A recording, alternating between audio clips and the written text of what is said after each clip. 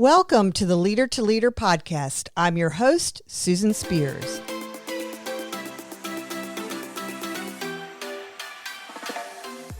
Our guests today are two of my favorite people to spend time with. My colleagues from Leadership Fredericksburg, Dr. David Corderman, who is a senior partner at Academy Leadership Associates, and Dr. J.R. Flatter, Chairman, Chief Learning Officer, and President of Flatter, Inc. Welcome, Dave and J.R. Well, thank you, Susan. Yeah, they're like, wait, we're both talking at the same time.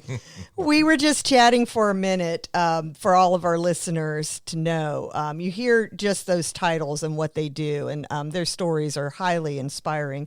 Both of these distinguished gentlemen were involved with Leadership Fredericksburg prior to becoming our lead faculty, actually in 2015. So we were just reflecting that that's been 10 years here coming on that now that we've been working together. So thank you for your service to our community. You're very welcome. Yeah. It's been an honor. Well, one of the things that we're working on right now, besides the class of 2026, the 9-month program for Leadership Fredericksburg, we'll probably talk about that a little bit. But another thing we're working on is a leadership summit. That happens in October of 2025. And both of you, as we reflected on what we wanted to do with this summit, is we decided let's do a topic that's slightly different than the regular teachings that we use for Leadership Fredericksburg. So I'd like to give you each an opportunity to talk a little bit about the topic that you chose and why you chose it, why it's relevant today.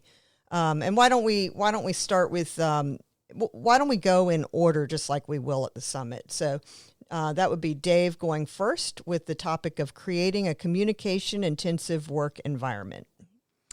All right. Well, thank you, Susan. A couple things. Obviously, we focus on leadership, and leadership is fundamentally a communications piece. So I felt very strongly that in addition to communicating in a workplace environment, we're communicating all the time. Things we wear, how we show up, the things that we fail to do or that we do on purpose, all those things are in play. And I just felt like we do other things in Leadership Fredericksburg that do focus on communication, but I just think that this was a interesting way to kind of bring it all together. I see. So weaving in all kinds of different pieces. Will that include anything around perception? Well, I know we have perception in yours, JR, but anything around like body language or how you show up, or is that kind of separate? No, we'll talk a little bit about that. Okay. But I think we're going to focus on how do people listen at some level, and then what is the importance of the work environment relative to how a leader interacts there. So, I think these are business people that we're primarily going to deal with. So I really wanted to kind of drill into that. Okay, that sounds great. And then JR, your topic will kind of build on that. So you're going to be talking about culture as a byproduct of perceptions and behaviors. Yeah, it's one of my favorite topics. Talk about it all the time. We talk about it all the time in Leadership Fredericksburg, how important organizational culture is. There's actually a saying out there, culture eats strategy for breakfast. Some people agree with that, disagree with that, but where does culture come from? And is culture changeable? And so we'll talk about both of those. In some ways, an organizational culture is the story that we tell about the organization. And so when we talk about the chamber, we tell a story about the chamber. When we talk about Leadership Fredericksburg, we tell about a story about it. And in some sense, that becomes the culture. It's the story we tell. It's the story that the world tells. And where does that story come from? And it comes from people's perceptions, our own perceptions of ourselves, and the world's perceptions of us. And it comes from our behaviors. How are we behaving in the world? Part of the irony of this topic is that the two are interwoven. Perception influences behavior, and behavior influences perception. So in a nutshell, that's what I'll be talking about. Good stuff. Dave, I see you nodding your head to some of that. And one of the questions JR asked, can culture be changed? What were your thoughts around that? Well, that's really a difficult issue because cultures have their own way of outlasting leaders that may be intermittent. And so you have to understand that in order to really effectively change a culture. And the thing about cultures is generationally, they last for the lifetime of the individuals that are in the system. So those people have institutional memories, and if you're not aware of those institutional memories and how they affect the culture, then you are, as a leader, going to be ambushed if you're not fully understanding exactly what those institutional memories are.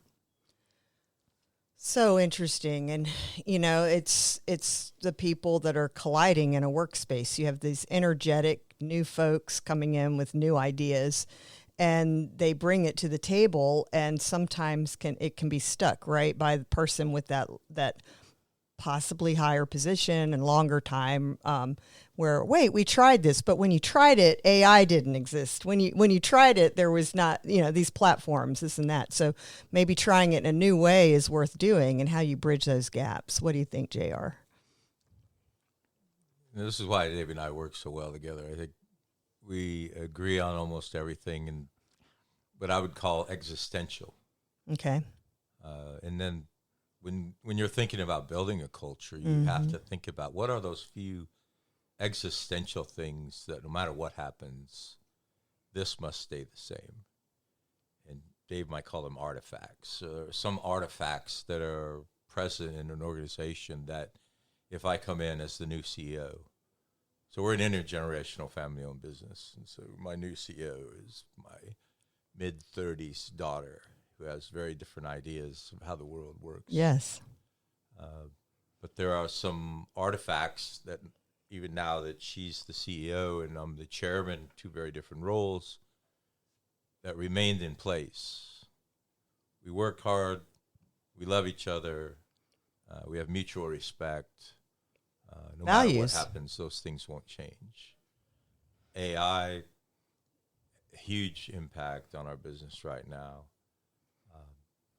The advancement of technology, even over the course of my lifetime, has impacted how the organization's ran. We've probably reinvented ourselves in our 25-year history at least 3 times. But those existential things remained in place. Dave, it sounds like he's talking somewhat to me about like the values, the core of the organization. Yeah, I would absolutely agree with that. I think if you look at enduring things, even our nation as one of those, but, both JR and I have a Marine Corps background. I think there are some things about the Marine Corps that will not change, but with technology changes and advancements of even understanding about things that may have not have been in existence back when the military was originally founded, those things may change, but fundamentally I think the values, the guiding principles, as I call them, are essential to the foundational structure of any organization if it's going to be enduring. I agree. And those are topics that we usually dive into closer to the second half, like towards the end, in Leadership Fredericksburg, where we get into things at different times around guiding principles, personal mission statements, value statements. You can spend a whole day going, well, what's the difference between a guiding principle or mission or values, right? But why do we talk about them in leadership? Why are they so critical? Not just to, the organization that we work for that should have a mission or vision on the wall and values, but your own. Why have we determined that those are important things for us to talk about when we're teaching and learning and doing leadership? Well, from my perspective, the values, or in as you said, the guiding principles of even an individual have to be foundational. In other words, we're trained as children to believe that integrity is important. That absolutely is a business quality that I think most companies would adhere to if they're going to be enduring. So if you just take that basic concept and apply it over the institution, if there's not integrity, if there's not a belief that the communication, as we mentioned earlier, has integrity in it, then the culture, as JR will talk about, I am sure, will deteriorate. So it all has to come back to some sort of a foundational piece in order to be lasting, enduring, and have credibility. Yeah. Well, what would you build onto that, JR? You talked about early on about the average organization doesn't survive its founder. And that's been proven across time. That isn't anything recent. And it largely is the personality and drive and values of that individual that don't survive. If you want an organization to survive beyond you, you need to lay some things in place that everyone who comes into the organization learns and lives. This is where I think you begin to differentiate between ethics, core values, principles, and individual morality. Yeah. So 3 of us, 3 very different people, we're good friends, but we all are also very different in many ways. Sure. Yet we've chosen, well, these few things are important to us. And in Leadership Fredericksburg, those things that are important to us continue to emerge. But I think they also allow room for people who are different than us, right? Very different than us, that we impart an ethics in the program, but we don't necessarily impart our own individual morality. And we give people the room to have their own morals. And if you want an organization to out-survive your morality, you have to lay down some ethics that anyone who comes will agree, I can agree to these, and I will communicate and I will demonstrate them. So we talked earlier about perceptions and behaviors. If I want to come to an organization, I have a perception of that organization, and I ask myself, can I behave accordingly and survive and thrive in that organization? When has been a time that you had a perception of something and you found out later you were just wrong? Either one of you or both of you. Are you talking, Judge, about just today? Because it's probably already happened. Yeah, tell me. It happens nearly every day that you have a perception of someone. And then Abraham Lincoln has a famous quote, I don't like that person. Yeah. Therefore, I need to get to know them better. Wasn't he amazing about that? I think he's such an inspiring example of how he put people around him that were enemies and different but had the right talents. That's what you need. I think that's very valuable. But continue. So in my coaching practice, I know you're a coach as well, we meet people, we have discovery sessions, and then we begin coaching. And quite often, I'm like, where did that come from? I would have never suspected in a million years that this person that I had formed a perception of, I had observed a behavior of. Yes. And now we're in this intimate environment. It's very confidential. It's just the 2 of us. And I'm learning and discovering a very new person. So, yeah, I think that happens all the time. With that, yeah. Yeah, I would agree with all of what you all said. I don't directly coach as many people, but I have learned over time that people always surprise you, both good and bad. And I think that's essentially what JR's saying here. Yeah, it's so interesting, and it's important that we take the time to recognize, especially when we had it wrong. I think. And then what led me to look at this in whichever way I did and not correctly. Like what was the block? What was my, what do they call that? Unintentional bias or, what was leading me to that? And then you grow from that, I believe. Well, hopefully we grow from that. The problem, I think, with a lot of human beings is that we don't grow from that. We either have that thought, but it's a passing thought, so we don't give it enough reflection. And I think it's really important that people drill down a little bit. Why did I feel that way originally, or what bias did I impose on that individual without realizing it? Got it. So in our everyday lives, our work, we have a lot of days that are similar and a lot that are very different.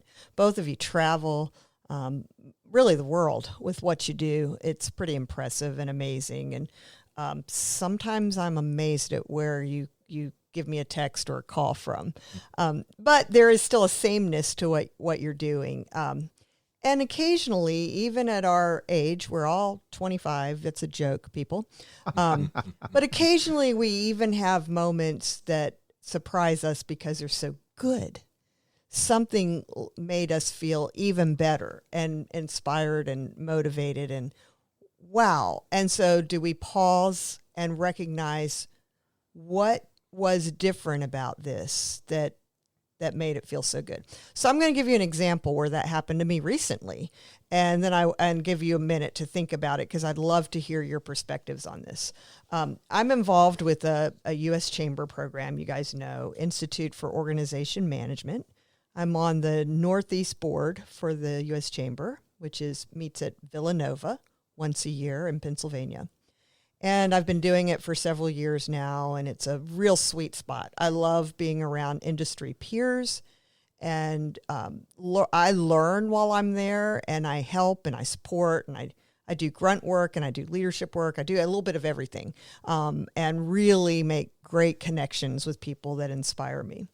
I was there for the better part of a week in August, and on the ride back, excuse me, I was thinking about it, like, why do I feel so good? I didn't have that bad feeling in the crick of my neck of stress the entire week. I didn't have a day that I was there where something worried me or the pit in my stomach or I couldn't solve it.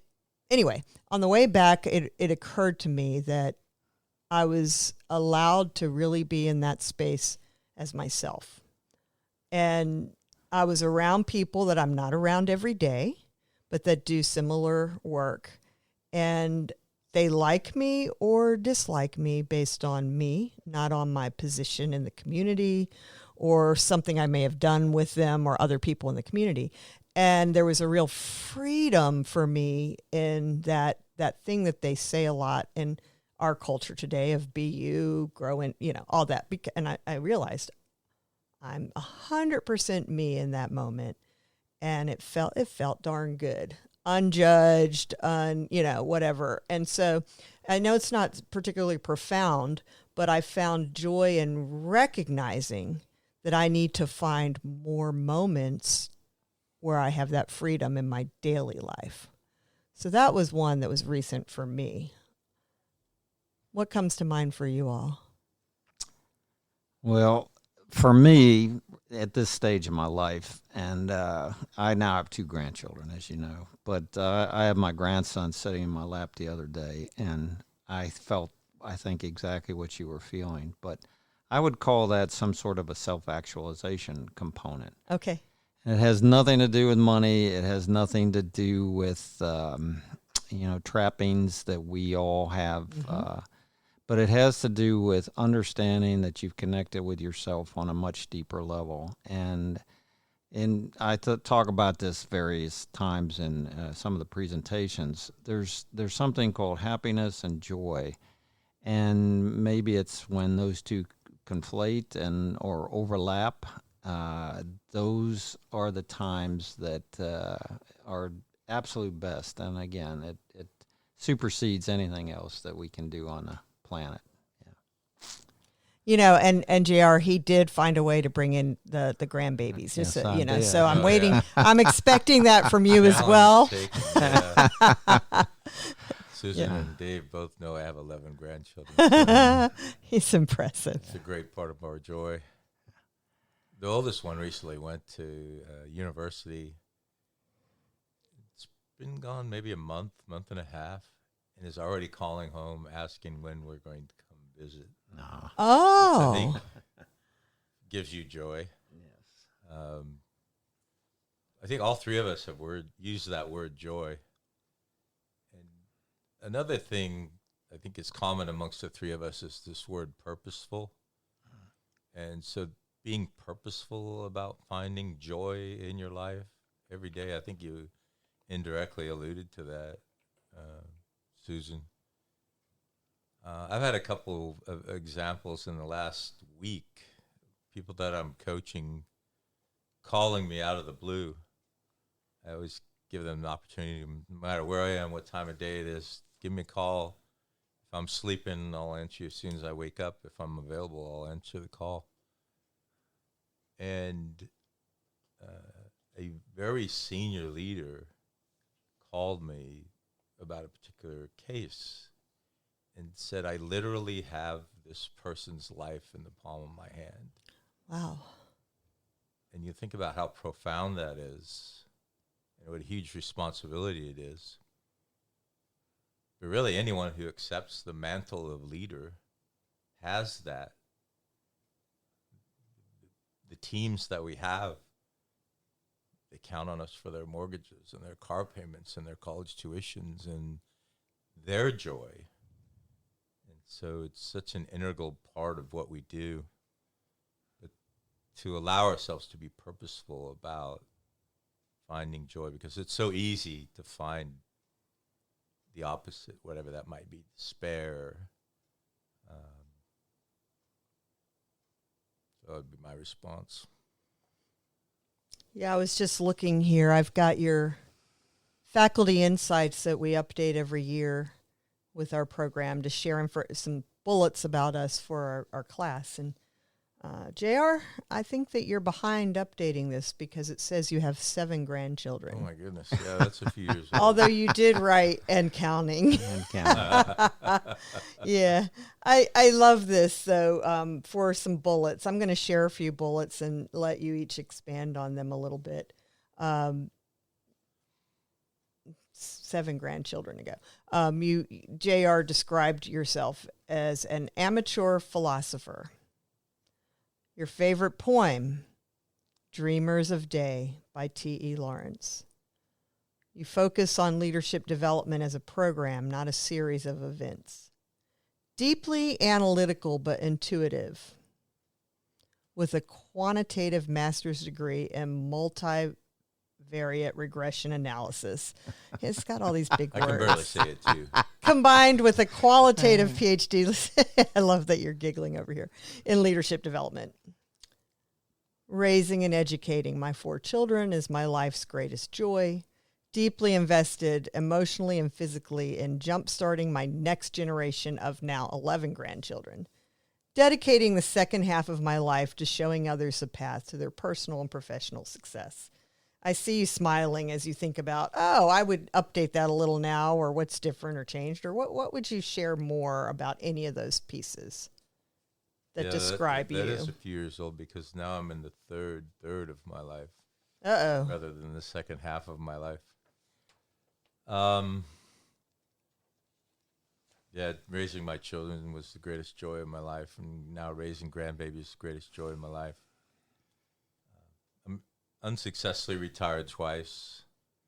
I was a Marine for 22 years, as Dave alluded to. I was the CEO of my company for 15 years and took a step back, and now I'm the chairman, which gives me more time to do things like this, which is dedicating this final third of my life to helping others grow their leadership and find joy in their own lives. And so helping them discover what's the right place for me, what's the right path for me, brings me great joy. The reason I love T.E. Lawrence, most people know him as Lawrence of Arabia, dreamers of day, it's easy to daydream, which is what the poem's all about, to awake and find that it was vanity.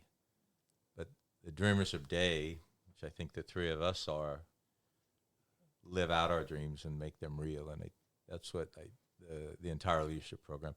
I saw a number the other day of what the alumni number is up to. You probably know better than I, but it's going to be a big number. Yeah, it's over 500. Yeah. Yeah. So Isn't that something? they're all dreamers of day. So that's why that poem is so important to me. Okay, now we'll see the difference, the contrast in the two of you when I talk about Dave's. Now, for our listeners, we have profiles that we do in our program called Right Path. And I'll just let you know that JR's is a director and Dave's is an analyzer. And just that alone, if you ever look those up and what all of those different personality traits embody, it's easy to see right here in how they both responded to this exercise with their bullets. I know Dave to be a very concise speaker. So Dave says, focused on validation, is research-based, believes everyone is responsible, likes building consensus, is detail-oriented, needs to spend time with an issue before offering an opinion, likes adventure, loves personal growth, and is achievement-driven. What would you say about that, Dave? Now that we put a spotlight on you, your favorite place to be. Well, it affirms it all, and it hasn't essentially changed over time. So I think that really speaks volumes in that, I probably did that 10 years ago or something and essentially review it once a year or so. And it really does reflect what I would call myself. A couple things about that. And I take it back to the thing that we talked about with regard to joy. And maybe even bringing in a little bit what JR just discussed when he kind of talked about himself. And that is this Leadership Fredericksburg program, which, we're all volunteers for this program. I think that's important. But as it relates to, some of the lists that you just articulated there, it speaks to the fact that there is something even beyond that list, which I think coming back to a shared value system, which we already discussed. And then the other piece to that is that as we do this thing called Leadership Fredericksburg, we are self-actualizing some component of ourselves because we repeatedly do it.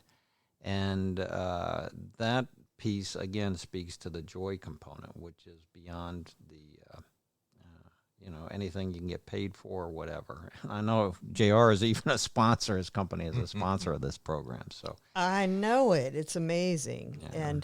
And, sometimes I'm so surprised that I'll get a note or a call from somebody and that's been in our leadership program. And it's a year or 2 or 3 later, and they're thinking about it, and they want me to know, just like you, the difference at whatever conversation we had.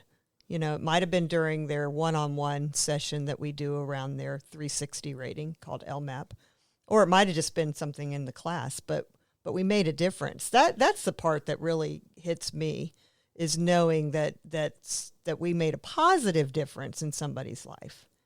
It's powerful. Well, and JR, I think, does a pretty good job with this during the class sessions with the students or with the participants. But I think when somebody has a paradigm shift or a change in their thinking, and we have been the ones that have helped them with that process. And as I think we just talked about, perhaps, is the number of students we've had graduate from this program. We've had many that have either gone off and left their job that they were in, maybe because of something that happened during the class, or Right. they went on to get an advanced degree, or they just changed what they were doing as a result of some insight they had as a result of something that maybe we provided for them. really does make us feel like we have done something positive that have moved their lives forward. Yeah, and I remember when you first brought forward, it's been since working with you two, you brought forward the topic of storytelling and leadership. And that's become a real staple of the program. And it wasn't what we did earlier years with the program. Why do you think that's so important, both of you, either of you, for us to focus on today? Before JR starts, and this is really, he deserves credit for this, but it ties into what he's going to speak about culturally, and I think he's already kind of alluded to that. But with that, I'd be interested to hear what you have to say, JR. So one of the things we talk about regularly is technical intelligence, cognitive intelligence, and emotional intelligence.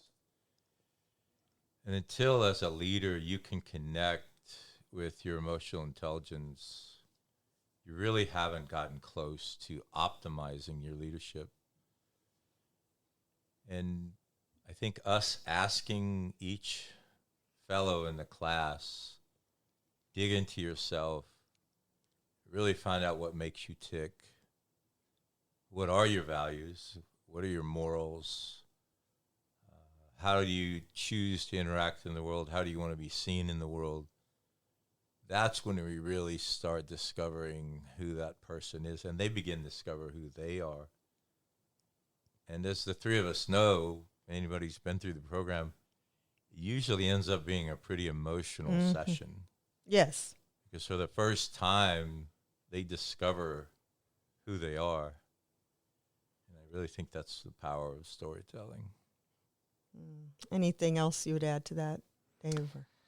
Well, I think stories are how human beings communicate. And so when, again, we're talking about communication, anecdotes from stories are, and just think about how you teach children. You know, the Three Little Pigs, The Big Bad Wolf, Cinderella, all the stuff that have to do with, courage, The Boy Who Cried Wolf, not lying, integrity. All those things are fundamental and they're universal. So it's from birth on that we tell stories, and as we progress through our lifetime, the story of your life becomes, in essence, who you are. I know I'm the only one sitting here that song "Story of My Life" by One Direction just came up in my head, because you don't even know what it is, correct? No. Yeah. Never heard of it. Yeah. Harry Styles and all of that. Yeah. Therein lies some of the difference in us. But when you said it came right to mind. I could visualize it and think about it. But I think it also really ties back, JR. You mentioned the Abraham Lincoln quote about knowing somebody. And when you get to know a bit more about their story, you can usually find that common ground. You know, and I think you're going to have common ground with almost everybody. I don't know what it is. It might only be we both like morning time. That's the only thing we agree about. But in fact, we like it so much. It's this integral part of our day, and here's what it means to us. And then you find over time more common ground. So I think the storytelling is really important. Let me just add to that. One of the things that I try to do when I teach, I usually will mix people up in small groups for Yes. Yeah. Yes. And one of the outcomes of that is when people first come together, they don't know each other. They have this image armor, I call it, where, you know, their position, their title, their role, their clothing, you know, their uniform, whatever. And they might be wearing their uniform. So what I try to do is I get them at a table and I say, okay, give me 6 things you all have in common that are not work-related. Interesting. And so immediately they're talking about, well, I like ice cream. What kind of ice cream do you like? And so it just takes away all that stuff, and we can relate as human beings. But that's essentially what you're talking about, Susan. I saw a little worry on his face that I was going to next say, tell me anyway, I'm not going to do it. I know JR would be ready to tell me, and Dave would, let me think about it just a little bit longer before I tell you. No, I think it would come pretty fast with the three of us if we just did that exercise. Among favorite topics or topics coming up that I love to hear you guys talk about. The next one you're leading, JR, is around generations in the workforce. We've done that together, and you do a great job tackling that. Give us some thoughts around that here, since our listeners haven't heard us go into that in a classroom setting. And I'll give this one time to think. I'm going to hit you next with team building, since you do that one a lot, or leading change, whichever you prefer. Okay, he's thinking. Yeah, I'll caveat that with this is one person's opinion. Yes. And I wrote down in my notes imposter syndrome.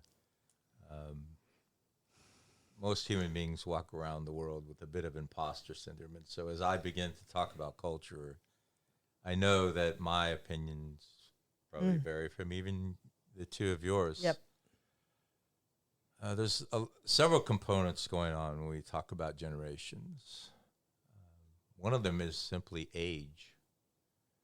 One of the things that I've struck upon, so I'm on a lifelong journey of learning, I think like the two of you and most human beings are.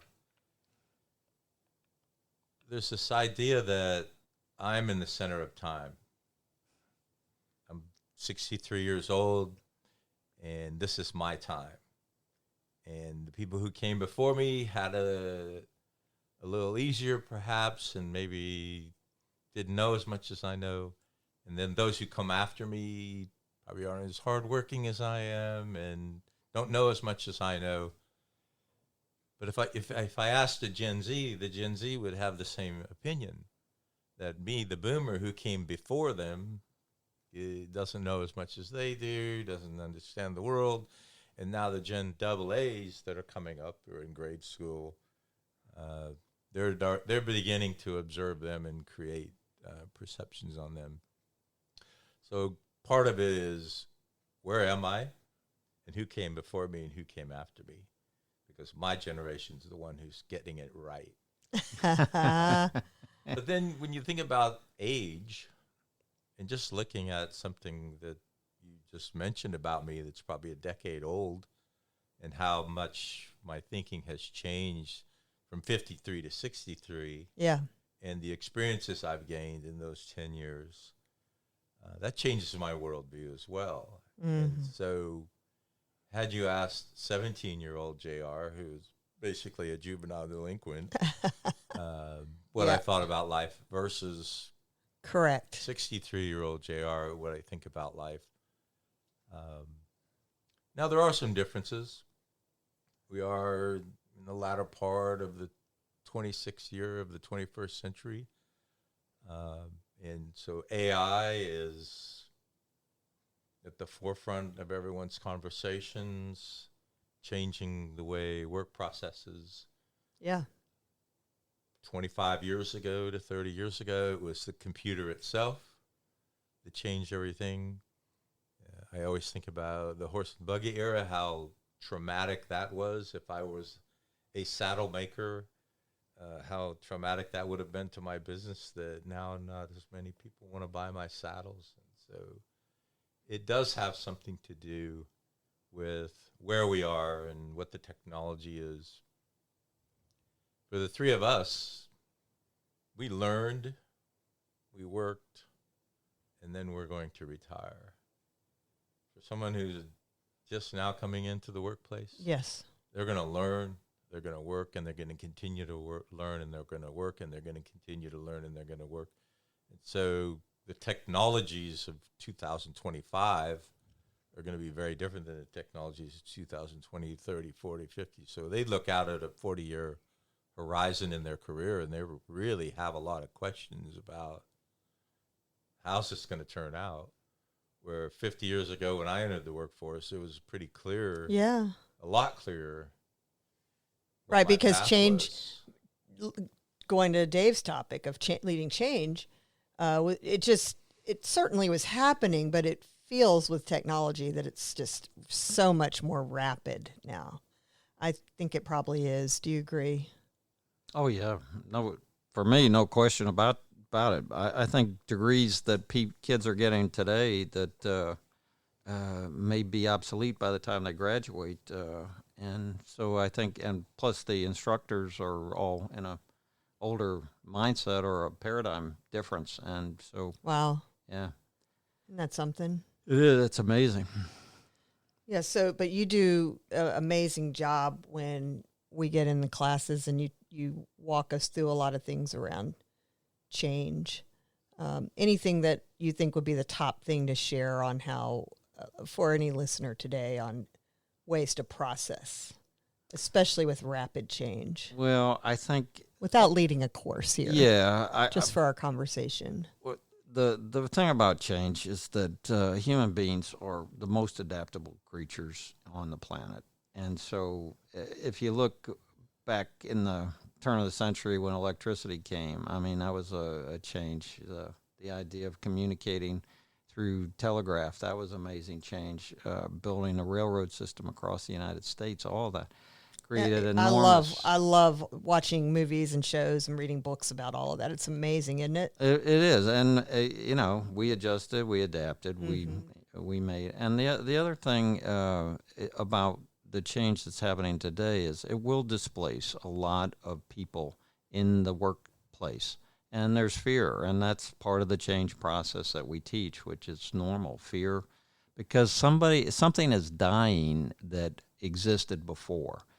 And human beings deal with death in different ways, but mostly it's traumatic. And as a result of that, going forward, as they pick themselves up and then dust themselves off, they will adjust to the new climate. And quite honestly, I think great numbers of jobs will come out of the IA revolution, because it always does. It always happens that we produce this change. There's a fear of it, and people go through the layoffs and the firings or whatever that cause it. But then new jobs grow up out of that. Yeah, and in the end, human beings are still the same. Like all of this stuff changes around us, right? And you start to believe it. That the world actually exists with electricity and these things that we press buttons and they give us answers and make all these things happen. But if we suddenly found ourselves like on those shows that I know you watch, Dave, some of that Survivor stuff or something, don't do it to me. But anyway, we're still the same, right? We're still just made as a human. And then we have technology or medicine, and that'll take us in another spin, so we won't really go there.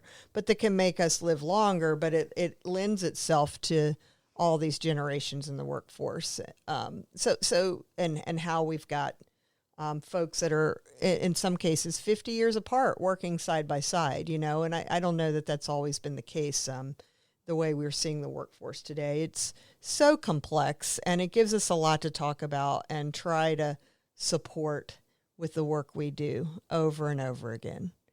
As we begin to wind down our time together today for this interview purpose, this conversation, let's do something a little more, a little different, not big, not major, Dave. But tell us a little more, like I'm going to ask you a question about perhaps a favorite book, and it can be a leadership book, but it can also be something you're reading differently, movies, music, those kinds of things. That tells me a little bit more about the rounded person that you are, besides when we're in class doing leadership. And I think it's so fun, the music you guys like. So I will make you go first. So I'm going to ask you about the music, Dave. Okay, music. Well, my favorite music of all time, classic rock music. I just love it whenever he says that. It's just great. Tell me more. Well, yeah, I grew up in that era. I'm the oldest one in the room, as they say. But the bottom line to all that was foundational for me.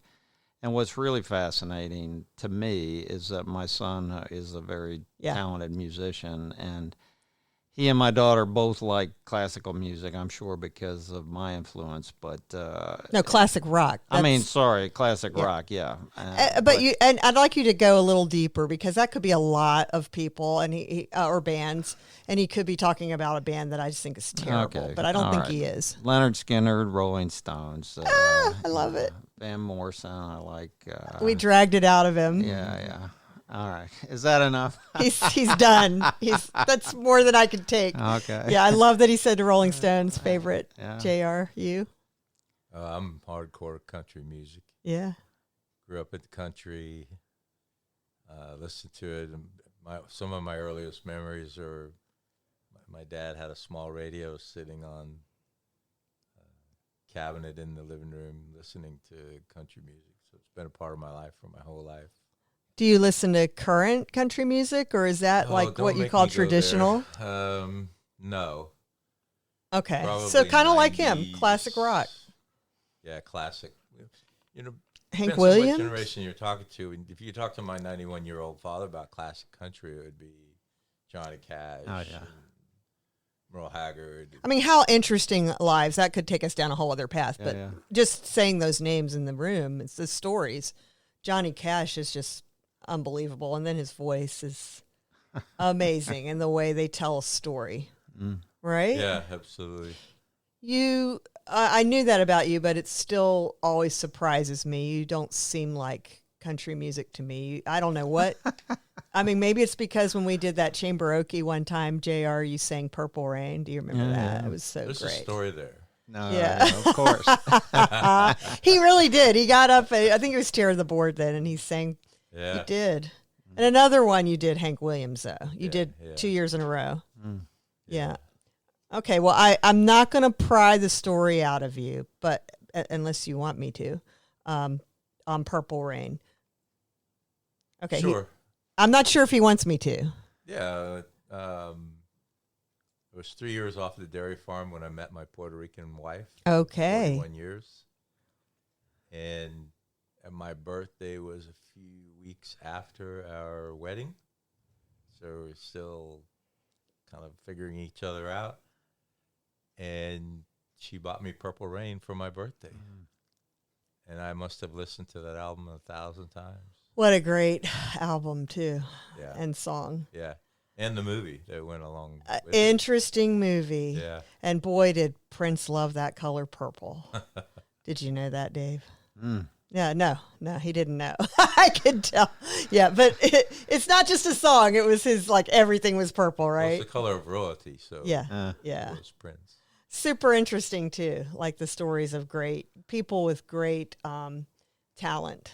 And so whether it's Abraham Lincoln, great talent in politics and people, or talent in music and other pieces.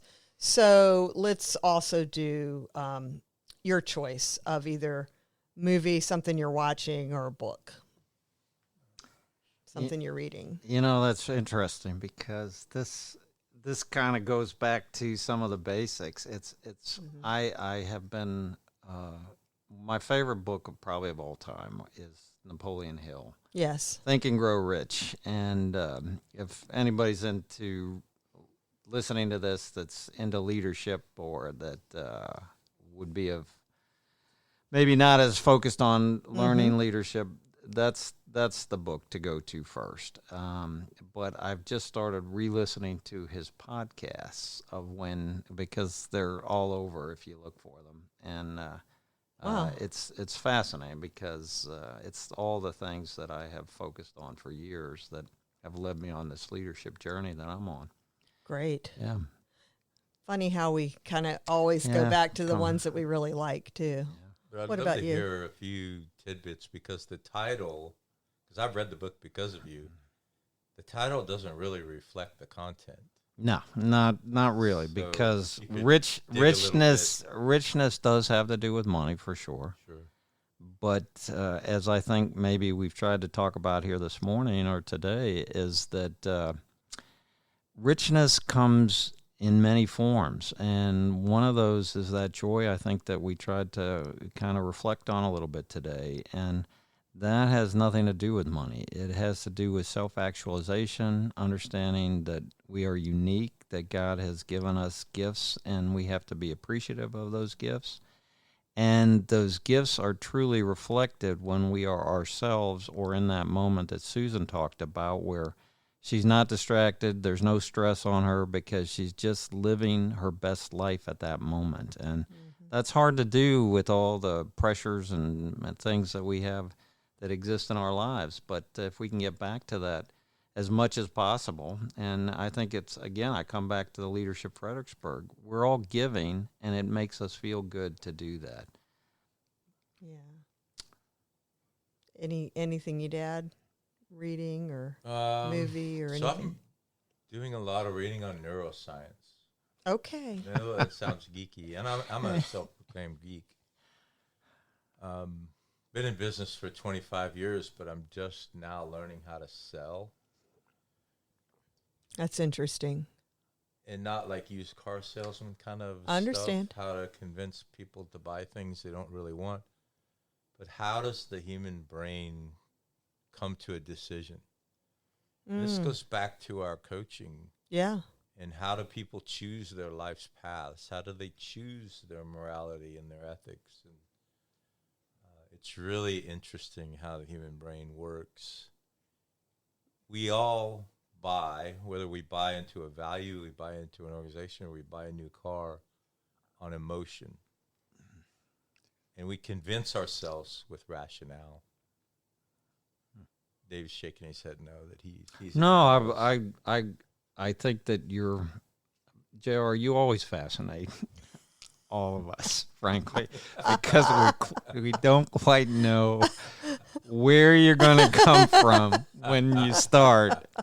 And then when you take a long pause during a class, we don't quite know what's going on behind the eyes there and what's going to come out next. So it's always fascinating to hear your insights. Yeah, enjoyable. So you mentioned the long pause. So we're building personas, AI personas, where we just delivered one to a well-known American chef, 3-star Michelin restaurant owner. And I was talking to him because that's what the persona does. I can talk to Abraham Lincoln right now if I wanted to. That's what AI will allow us to do. Yes. And there's a long pause when I stop talking. And I asked my technologists, why is there a long pause when I stop talking? And they said, that's how you talk. You say something and then you pause. Well, it's fascinating that you're not really aware of that, because the rest of us certainly are. So a couple of books, Neuroselling. Okay. It has more to do with neuroscience than it does with selling. It's a long, geeky book written by a Nobel laureate, Thinking Fast and Slow, by Daniel Kahneman. Yeah. Another good one. John Cotter wrote a book on the neuroscience. So there's several good books out there if you want to learn more about how your brain works and how we actually make decisions. Wow. Well, this has been fun, and we're already looking at needing to conclude our time together. Can you believe it? It's so fun to sit down with both of you and have a conversation, and I hope that our listeners get some ideas and give some thought from the conversation we've had. I will just add briefly to listeners, I've mentioned it before, but a book that I like a lot, it's more of a biography, but it's by Stephen A. Smith, Straight Shooter. And one of the reasons his voice has continued to inspire and mean a lot to me over the last several years is he's gone from being just a sports commentator. I shouldn't say just. He's a top sports commentator in the United States on ESPN. But he also has gone into his own lane where he does interviews, and a lot of it's on hot topics and with controversial people in the public eye these days, which is hard to do. But he, even as that voice, he's known to be a guy that you think of as yelling or causing debate. That's his thing. It's all about civility and having conversations. And straight shooter, that word, that title ties to him being a straight shooter. Like me or not, I'm Stephen A. Smith. I'm Gen X. Here's how I see the world. Challenge me. Oh, okay. And when he gets it wrong, he'll say, I got it wrong. So I don't agree with anywhere close to everything he says, but I learn from him, both with the book, and he now has his podcast is also Straight Shooter. So I like to mention him because I find him impactful. So any final words that either one of you would like to say to anybody listening today? No, thank you for allowing JR and me to be here. And Yep. yeah, I enjoyed it. Thank you, Susan. Thank you. JR, anything? The world wants, needs, and deserves your leadership. So get past the imposter syndrome. We all feel like imposters when we're leading. So get out there and lead. And thank you. It was a great honor to be here. Oh, thank you. Well, thank you both for being here and taking time out of your busy schedules to meet with me today. Again, thanks to our listeners for spending time with us today. I'm Susan Spears. This is the Leader to Leader podcast. Our guests today were Dr. David Corderman, Senior Partner, Academy Leadership Associates, and Dr. J.R. Flatter, Chairman, CLO, and President, Flatter, Inc., both on the faculty here at the Chamber of Commerce with Leadership Fredericksburg. If you haven't already liked or subscribed to the Chamber's Leader to Leader podcast, go ahead and do so. We'd love for you to hear from more leaders that are in the Fredericksburg, Virginia region. Help us to grow our audience. And we thank you. See you next time.